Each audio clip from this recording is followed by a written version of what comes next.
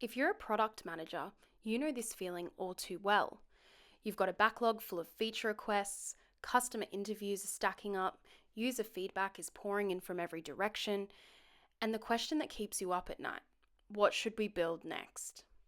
The traditional way to answer this is hours of manual work, calculating reach, estimating impact, and weighing engineering effort for every single roadmap item.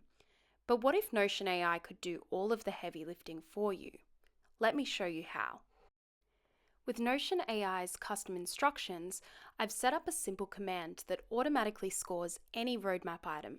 All I have to do is open the item I want to evaluate and type /roadmap and let Notion AI take it from here. Notion AI instantly creates a new scoring rubric page, starts reading through all of the content, analysing the feature requests we've received, and scores the item in 4 key buckets: reach, impact, confidence, and the effort required to build this item. But I don't just get numbers, I also get a reasoning for each score. Once I have these scores, my formula field automatically calculates the overall priority using the RICE methodology. And here's where it all comes together.